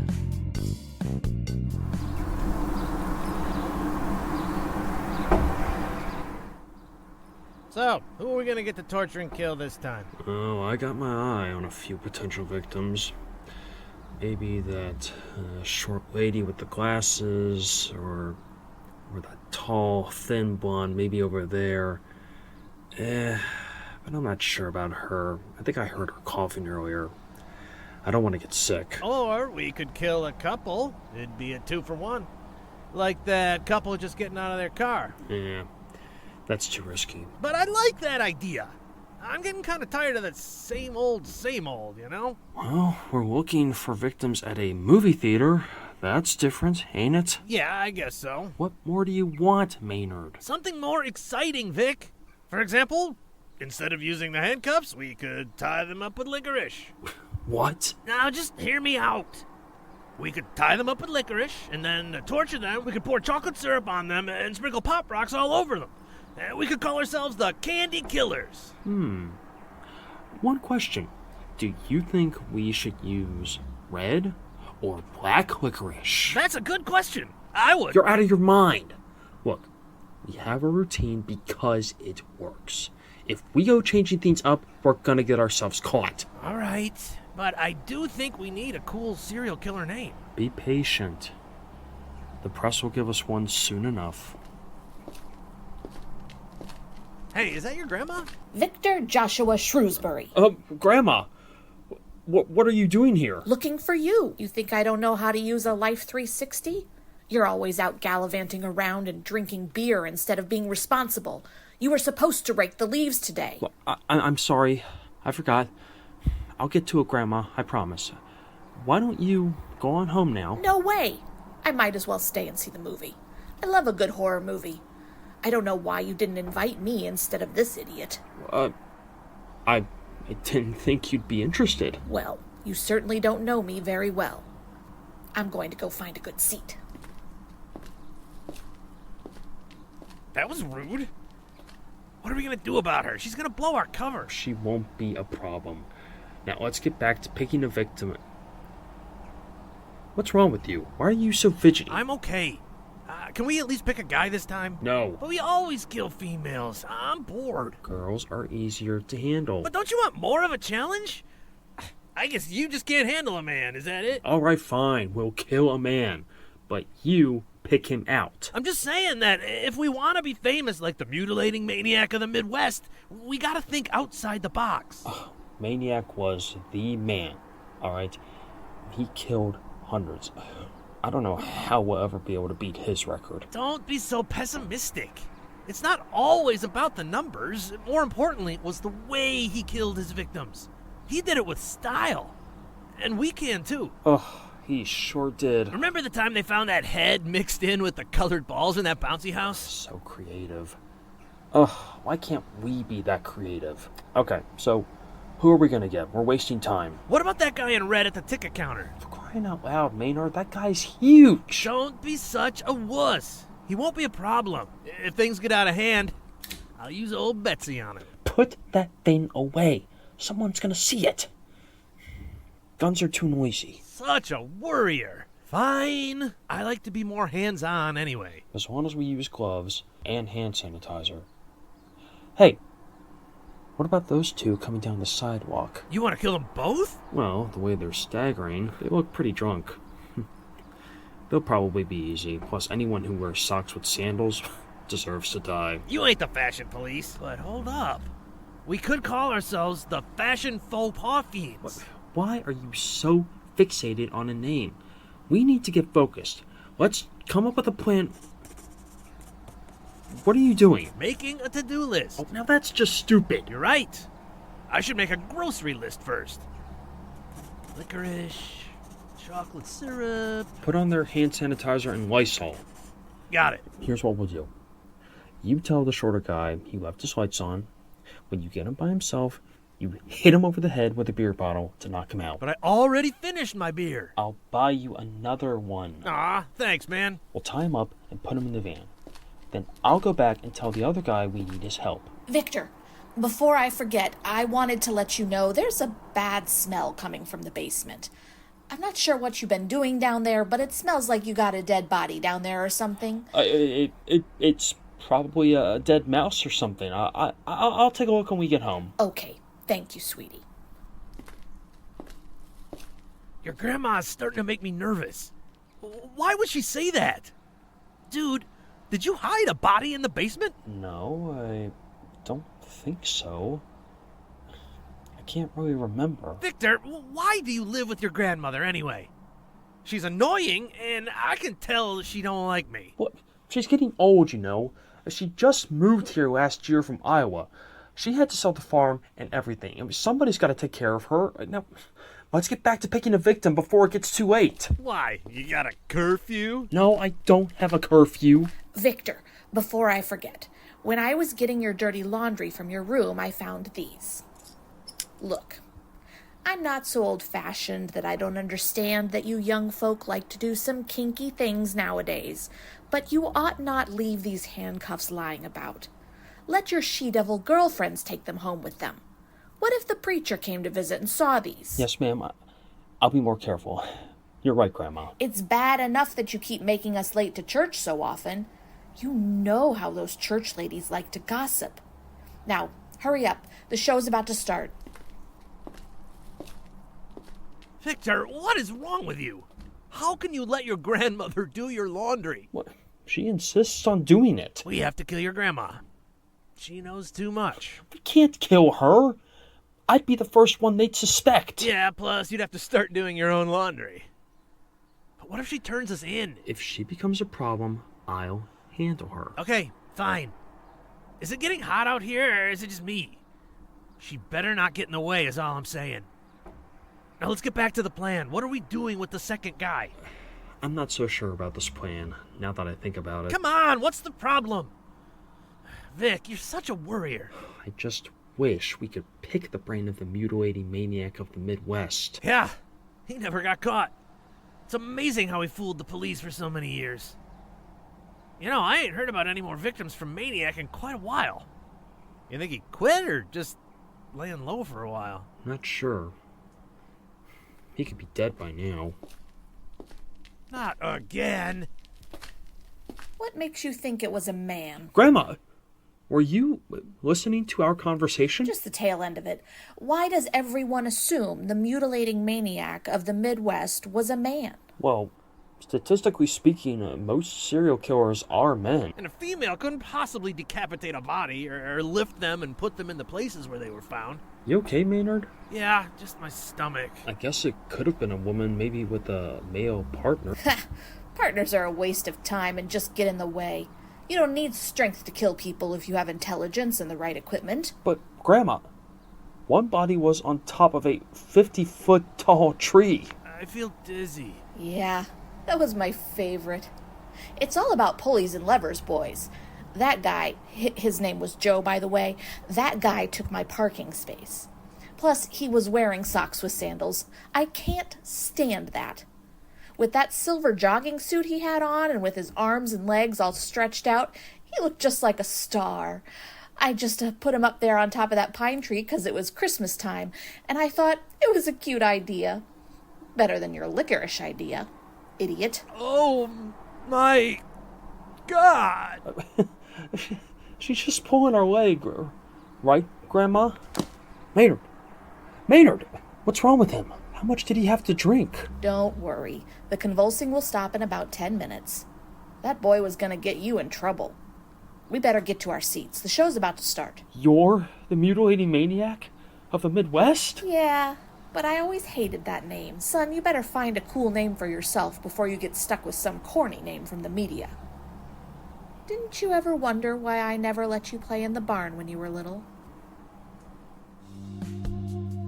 That was The Mutilating Maniac of the Midwest by Connie Dinkler, with Jeff Briscorn as Maynard, Michael Shipman as Victor, and Megan Bickel as Grandma. Hi there, my name is Sam Heyman, and I am a queer Jewish playwright based in Nashville, Tennessee. I'm the producer of the Playwrights Thriving Reading Series and a playwriting instructor for the Porch Writers Collective. I also play a fair amount of Magic the Gathering in my spare time. And the play that you're about to listen to, The Alchemist's Gambit, was inspired by a writing prompt I got through Playwrights Thriving just to write a comedy play. And it draws from Hammer Frankenstein films and the works of Mel Brooks, particularly Young Frankenstein, and its title comes from a magic card that I thought was cool.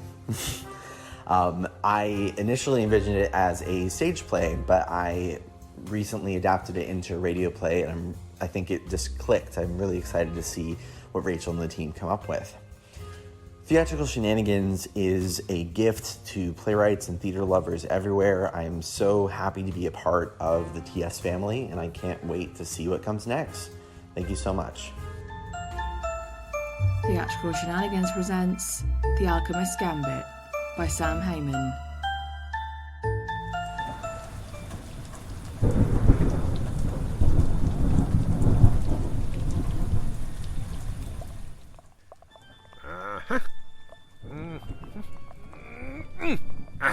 There. All snug and tight. Are you secure? There isn't any give in the restraints, is there? Oh, no. Everything's about as tight as it could be. You did a great job, Dr. Hassenpfeffer. Thank you. I aim to please. Now, shall we get started with the procedure?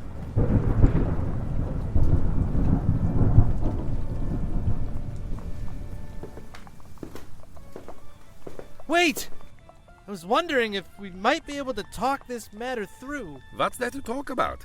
I'm a scientist in need of raw human material to perform my various experiments. You're a traveler in absence of a family, expecting your safe return. I'd say this is a pretty open and cut case.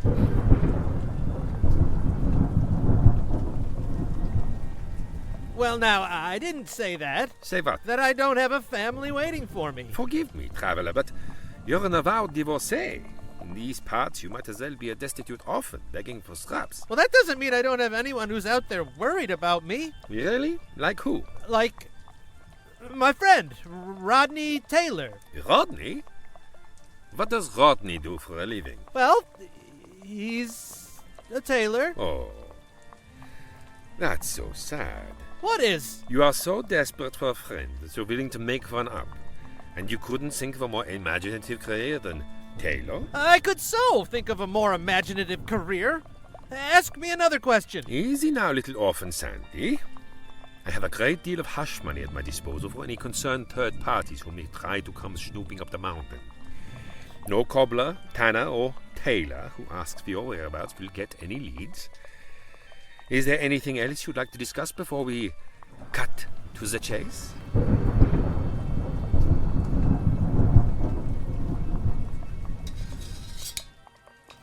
Well, there was one thing I thought I'd mention. What's that? What do you know of alchemy? Alchemy? The chemistry of savages? Not of savages, antiquity. Alchemy may be an artful science lost to many cultures of the world now, but its practitioners are far from savages. Its practitioners are far from alive too, for that matter. No one's seen or heard of an alchemist in centuries, I reckon. Well, that may be true in part, but you are in the company of one of the last practicing alchemists on the planet. Ah, how quaint. I had no idea I was going to be operating on an endangered species. Yes, we alchemists have persisted through inquisitions and witch trials and industrial revolutions alike. That's quite remarkable. Thank you. No, I mean you continued practicing alchemy in the age of factories and mass production. You're either very talented or very misguided. I'm surprised no one's caught you before me. You're cutting into the big wigs' profit margins, I suspect. In other words, I'm performing a public service. Wait! If I hadn't killed my mother, she'd be so proud. Wait, please! Just hear me out. Alchemy has a lot to offer. I have a lot to offer you. Like what? What would the creator of life want with alchemy? Well, you say you're a creator of life, but do you know about homunculi? Homunci what? What are you talking about? Homunculi! They're like miniature humans. Very pliable, obedient. I think you're thinking of children, and for your information, I draw the line at child labor. No, not children.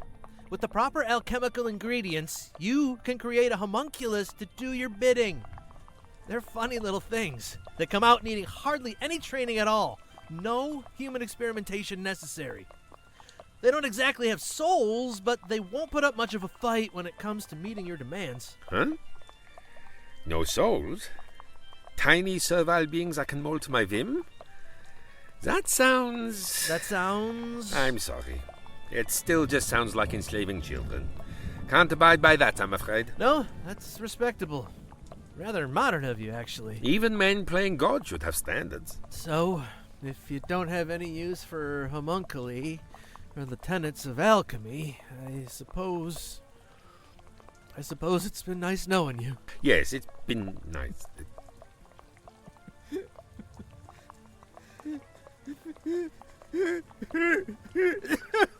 Wait, are you crying? You're about to cut open my skull with a handsaw. My life is over. Hey, now. Your life, as you know it, is over, sure.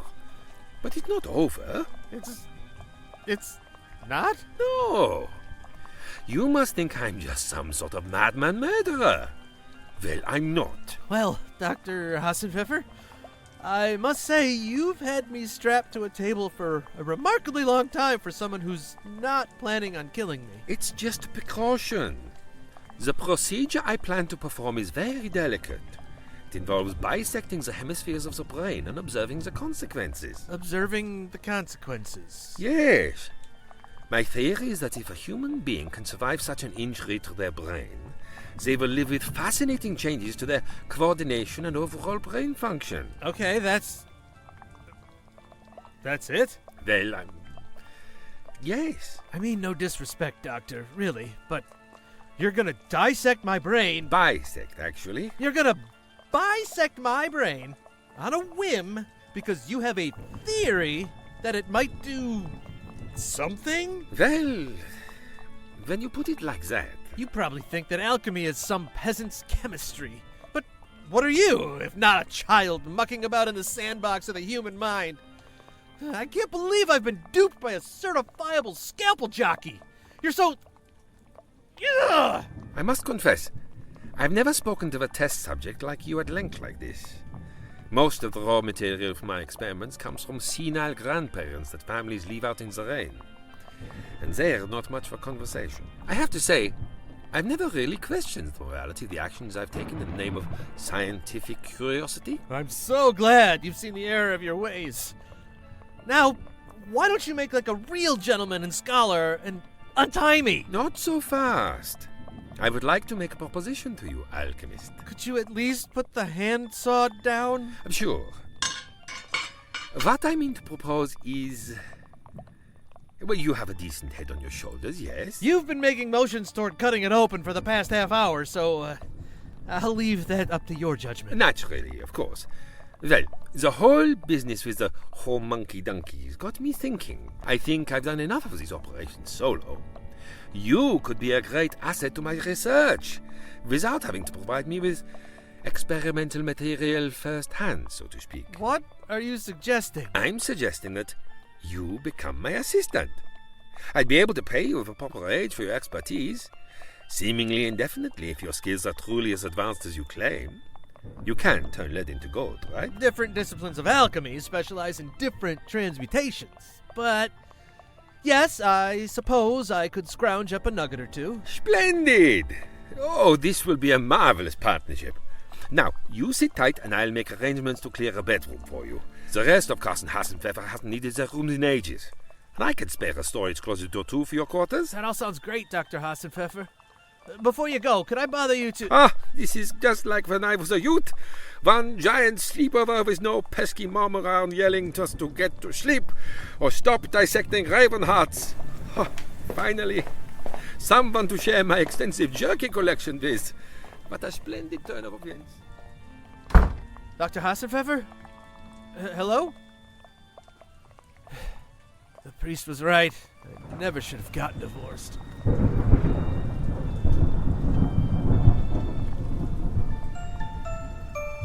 That was The Alchemist's Gambit by Sam Heyman, with Kareem Cronfley as Hassenpfeffer and Jeff Priscorn as Traveller. Hi, my name is Beth Harpaz and I live in Brooklyn, New York. I'm so thrilled to have my work included in Theatrical Shenanigans Anniversary Special. My play is called Victor's Ninth Life, and it's a comedy about a terrible cat. Victor was the worst cat who ever lived, and Laurie was glad to get rid of him. But there's something Laurie doesn't know about Victor, and Larry can't keep it a secret any longer. Theatrical Shenanigans presents Victor's Ninth Life by Beth Harpers.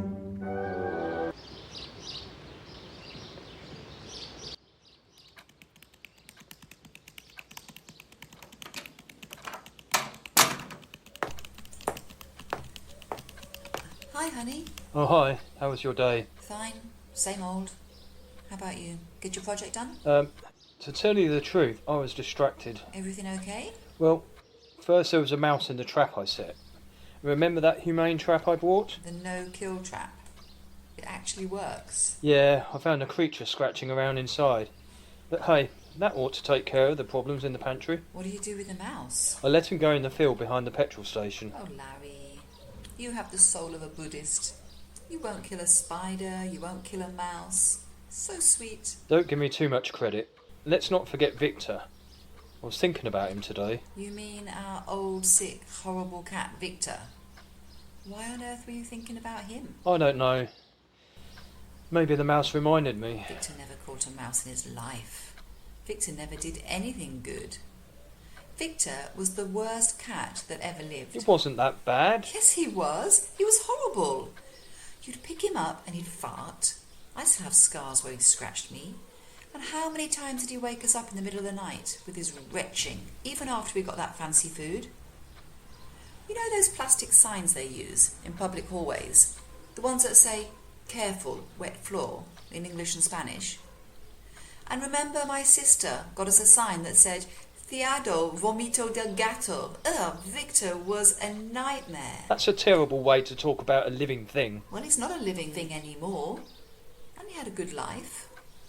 Until we put him down. Put him down. Just say it. It's murder. Pet murder. I never should have let you be the one to take Victor to the vet to put him to sleep. They don't put them to sleep. They kill them. Oh, whatever. It's painless. They give them a shot and they're gone. That's how I want to go when I'm old and sick. And if you don't want to do it, call my sister. She'll be glad to put me out of my misery. Very funny. It's just that I need to tell you something about Victor. What's going on? Are you having PTSD because you took an old sick cat to the vet to... what do you want me to call it? To be euthanized? I keep thinking it wasn't right. Larry, Victor was 10 years old. He was sick, suffering. He needed an operation that was going to cost £1,000, and the vet said he might not even survive. Putting him down was literally the humane thing to do. There you go again with the language. Put him down. And 10 years old isn't even old. Some cats live to be 21. Oh, the thought of Victor living to be 21. I can't.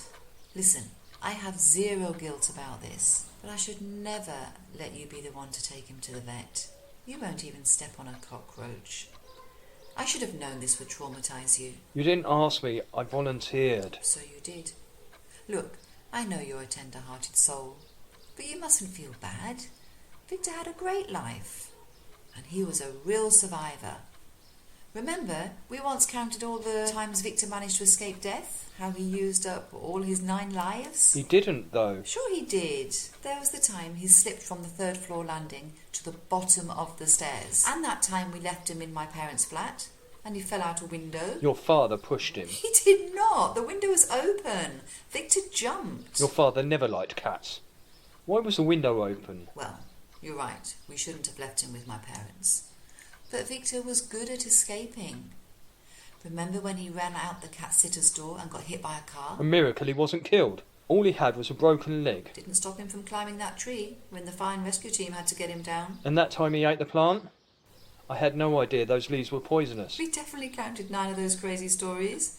Wish I could remember the rest. We only counted 8. Fine, 8. So taking him to the vet that last time, that was 9. Anyway, this conversation is getting weird. What's for dinner? Want to go out? Order in? Hey, remember my friend Ruthie? Let's figure out dinner and then we talk about Ruthie. Humour me. You remember Ruthie, don't you? Ruthie, the crazy cat lady? Ruthie, the lady with like 5 cats, and she brought one into the office and it got loose and messed with the wires and blew the computer system up? Something like that. Okay, I remember Ruthie and her 5 cats. Well, 5 plus 1. Okay, 6. Why are we talking about this? Don't tell me Ruthie talked you into getting a new cat. Not a new cat, but there's something I have to tell you. It's serious. And you're going to be really, really upset. Like, really upset. You're scaring me, Larry. Are you feeling okay? Did you eat today? Please tell me you had something normal for lunch and not hot noodle or Frosties. You're a grown man, Larry. You need real food. Nothing like that. I just can't hide it anymore. Hide what? Are you having an affair? An affair with Ruthie? Oh my God, Larry, she's old enough to be your mother. Of course not. Well, what is it? Are you having a mental breakdown? Tell me. Did you gamble our money away? You have cancer. Oh, stop playing games. Laurie, Victor's alive. How is that possible? You took him to the vet 3 months ago to have him put down, or put to sleep, or whatever you want to call it. How could he be alive? I couldn't go through with it. I didn't take him to the vet. I don't believe this. So what, you put him out in the field like that mouse, and he came crawling back? Is he here? Victor? Victor? No. Not that he would ever come when I call, unless food was involved. Calm down. What did you do with him? I gave him to Ruthie. You gave our old, sick, gross cat to Ruthie, who already had 5 cats? Yeah. Okay, so you couldn't bear to put Victor down, or whatever you want to call it, and Ruthie took him in. But wait, the vet said he'd die without that operation. How was he alive? I can't explain that. He must have had another life left. Well, good for him. Nice of Ruthie to take him in, and I hope he's happy with her and her 5 other cats. May God bless and keep Victor far, far away from me. Now that you've divulged your big dark secret, let's figure out dinner. It's not that a big deal, Larry. I'm not mad. It's actually sweet that you found a home for Victor. Thing is, though, Ruthie doesn't want him anymore. Why not? She's got all those cats already. What's one more? She volunteered to take him, and now he's hers. No returns. Apparently he's terrorising the other cats. Victor's a terrorist now? Victor bin Laden? It's not enough we have to worry about Russia and China and the Middle East. Now we have to worry that Victor's launching guerrilla warfare at Ruthie's house? He attacked another cat and it had to have stitches. So, on top of farting and vomiting and attacking humans, Victor's now attacking his own kind? He's a cannibal. Fine, let's get him. And tomorrow, first thing, I'm taking him to the vet to put him down. 3 months ago, he was at death's door. He's probably in pain. That's why he's attacking other cats. Ruthie took him to the vet and they said he had had a miraculous recovery. Whatever was wrong reversed itself. You're telling me we're getting Victor back? Yes. I can never trust you again, Larry. Not about anything. No, of course not. Just about killing animals. What's that noise? Must be another mouse. I set the trap again. They make noise when they're caught. At least it won't get hurt. Oh, Larry, you are a nut. But you're my nut. I've got to go free that mouse. Right. And then I guess we've got to get Victor. That was Victor's Ninth Life by Beth Harpers, with Chris Plumridge as Larry and Lou Jones as Laurie. This is Robert J. LeBlanc. I'm a playwright and sometimes voice actor from the North Shore of Massachusetts in the United States. Familiar was written for the Crowbait Club. It's our local playwriting deathmatch from Portland, Maine. And it's based on the theme of luck. And I know luck might sound like a strange inspiration for a play ultimately about dementia, but it's more than that. It's a play about a son caring for a father with dementia and a father who doesn't recognize him. But it's a good day. The father's lucid. He's time traveling, if you will. It's not that the son doesn't exist, it's that he doesn't exist yet in his father's reality. Ultimately, it's a play about love and patience and understanding, and a son who understands that he's been granted a strange kind of luck. It's a good day. Because of that, he's able to see his father without the typical mask that a parent uses around their child. Congratulations to Theatrical Shenanigan for another amazing year. I write and produce podcasts myself. I know the work that goes into it, and I know how difficult it can be to consistently not only deliver a quality podcast, a quality audio experience, but hit the deadlines required to make it happen. I'm a subscriber, as well as a submitter and occasional voice actor. Thank you so much for doing what you do. Theatrical Shenanigans is what we need to help get us through our day-to-day. I'm glad it's here. Theatrical Shenanigans presents Familiar by Robert J. LeBlanc.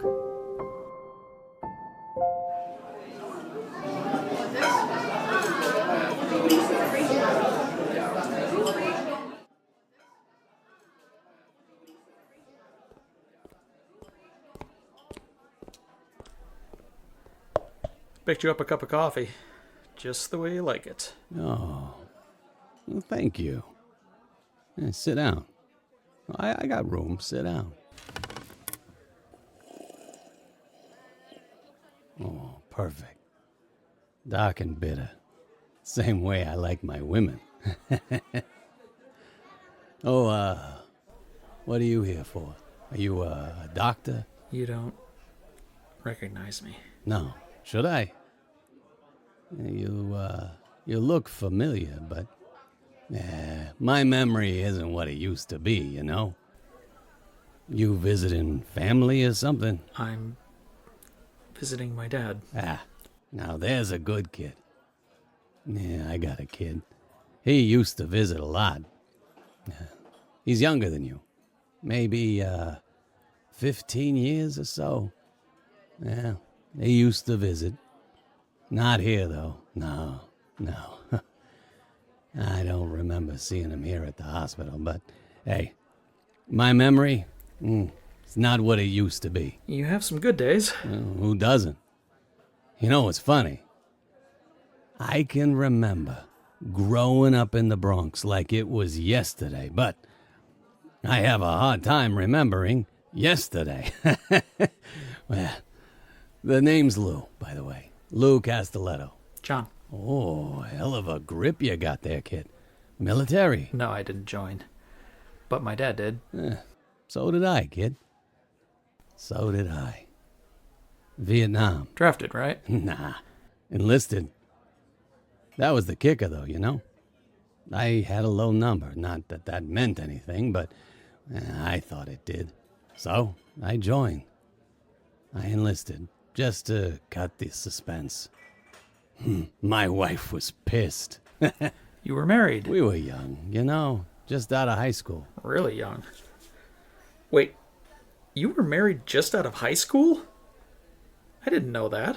Yeah, right before graduation. It was an arranged marriage. You had an arranged marriage in America in the 60s. You better believe it. Arranged by the fact that I couldn't keep it in my pants. Oh, my sweet Millie got knocked up, pardon the expression. I did the right thing. Not that I wouldn't have anyway, mind you.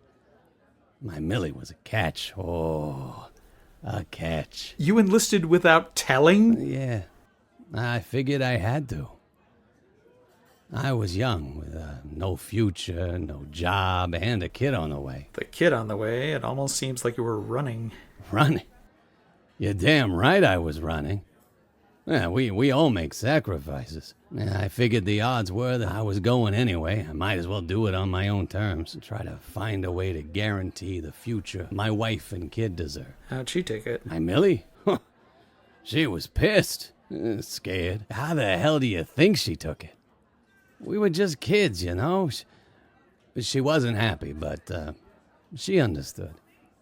She was the smart one of our family. Oh, she was my strength. God, I miss her. You married? Yes. Is she a good woman? She's the best. Smart, strong, funny, beautiful. You know, they say you always end up marrying someone like your mother.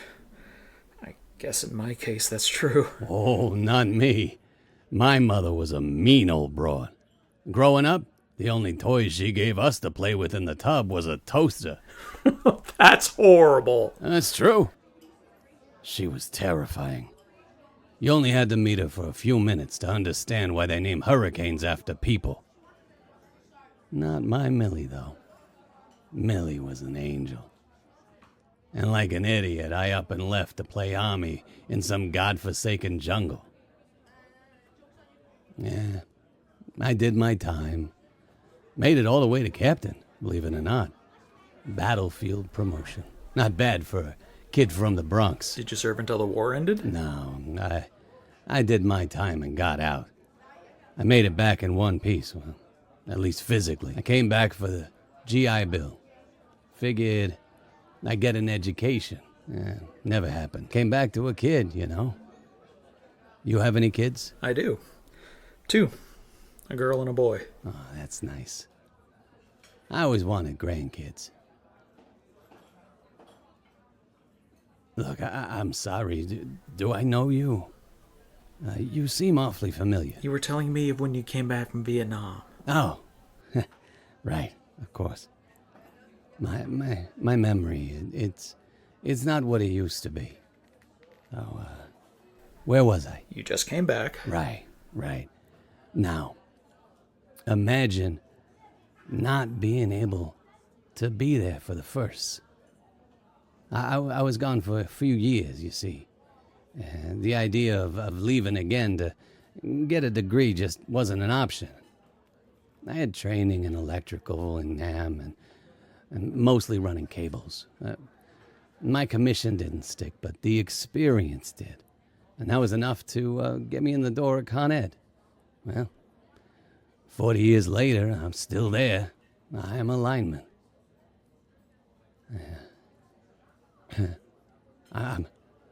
I'm sorry, but you look very familiar. I just can't place you. I guess I just have one of those faces.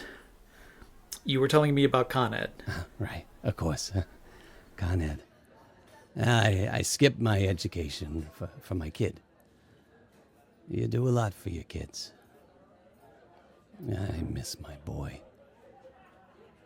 He used to come visit a couple of times a week. Then once a week, then once a month. Now I haven't seen him in a while. He's busy. You know. He's a big banker down in the city. What do you do for a living? I'm a college professor. I teach economics. Economics? That's a good white-collar job, ain't it? I used to work on Wall Street. I took the teaching job to be closer to my dad. Good kid. Dedicated. I like that. You understand sacrifice, don't you? I do. I do too, kid. I worked for Con Ed. I guess I've been retired for a while. I was a blue-collar union boy, paid my dues, and did well. Well enough. Happiness is what you make of it, you know? I do. It was tough. I was on my own, just me and my boy, you see. My wife... My wife died in the summer of 77. Hit by a fucking drunk. Left me to raise my little boy by myself. I did, though. Now he won't visit me, so... You said you had memory problems. Maybe he does, and you just don't realize it. I don't know whether to laugh or cry at that. Maybe a little bit of both, right? Mr. Castelletto, I'm here to bring you for your tests. The doctor's ready to see you now. One second. I'm finishing up here. Look, if I can give you one word of advice, it's this. Pay attention more. Worry less. Oh, I wish I did. You seem like a nice kid. I'd hate for you to make the same mistakes I did. Thank you. I pay attention every day. It's a lesson I learned from my dad. Good. Now look, I hate to cut this short, but and it's been nice having someone to talk to. It was good to meet you. You too. Mr. Castelletto, we need to head over to the elevator. I know the way. I'm not gonna have to wear that frickin' dress thing, am I? I don't want my ass hanging out. Of course not. What you're wearing is fine. Later, kid.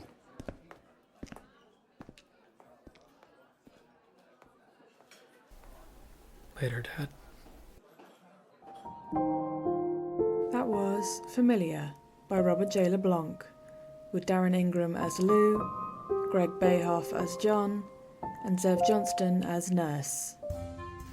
Hi, this is Marge O'Neill Butler from Miami Beach, Florida, and I'm really happy to be having my plays produced by Theatrical Shenanigans. I have lived in South Florida for 35 years. Prior to that, I lived in Boston, Vermont, born in New York, Brooklyn. I started playwriting about 20 years ago after being a producer of a summer theater in Vermont. Started writing children's plays and worked up to the big kids. The piece that I wrote, called Asking, was inspired by a prompt, independence versus interdependence. And I thought, well, who depends on who? And that's how I started it. I would like to say thanks so much to Theatrical Shenanigans for producing my work. I have been selected several times and I'm always so pleased to hear it. So thank you and see you later. Theatrical Shenanigans presents Asking by Marge O'Neill Butler.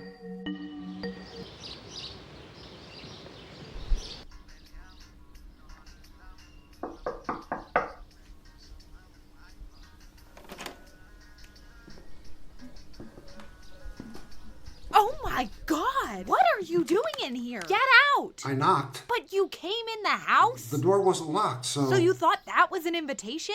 Get out! Now! He told me to knock and go in and wait for him. I'm supposed to meet the man. What man? He lives here? Sorry, I was just You're doing... inviting yourself into people's homes without being asked. I'm gonna call the cops if you don't go. Right, I'm going. Sorry.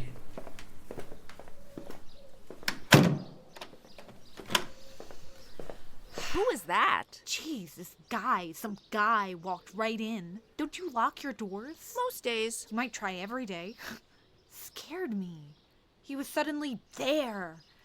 Said he was looking for the man. David sometimes invites guys home. I'm sure he was harmless. He brings guys home? What? Well, yeah, if they're really in need. Nothing's happened so far. Then you're damn lucky. I didn't know you did this. Most of them are just down on their luck. He helps them get work or finds them a place to live. Really? Sometimes they stay here, but you have the room now. For the moment. Are you going to kick me out for some homeless guy? Unhoused is the current term. How many times have you done this? I don't keep account, but quite a few. It's David's way of giving back. He was helped when he was younger. David wasn't homeless, unhoused. For a time, when he left college. His dad had died and his mother was hooked up with someone. Couldn't go home. A neighbor took him in. Seems impossible, looking at him now. I know. No, David's gonna be upset he missed him. Just as well. Have you no sympathy? I'm having a hard enough time myself. That doesn't mean you can't feel for others. David and I saw how much you needed us. There are no questions asked. Maybe you need to think about that. I'm going to get a lecture now? Jeannie, get real. No, I'm insulted that you put it that way. Oh, he's still there. Hi! Come in out of this heat.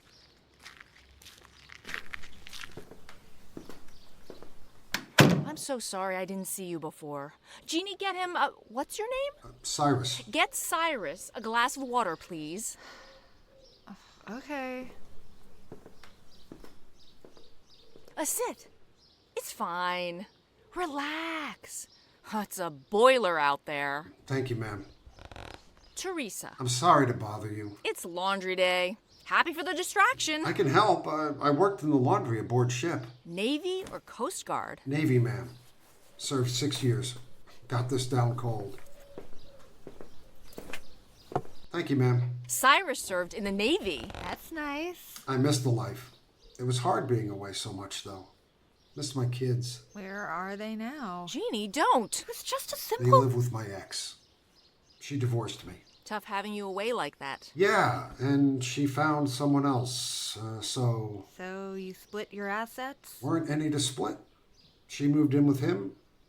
I had nowhere to go. No family? Jeannie! It's okay. No. My parents are gone, and my only sister died last year.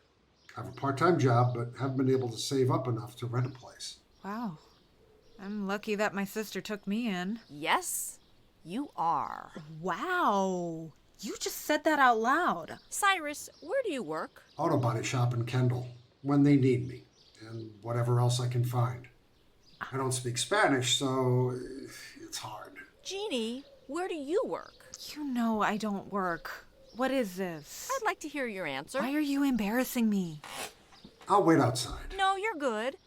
It's too hot. I don't want to be in the middle of... No worries. Jeannie? It takes time to find the right work. You speak Spanish? You've been here for a month. Not quite. 3.5 weeks. How many interviews have you gone on? There's not that much out there. There's plenty of work. You just need to lower your expectations. What, wait tables?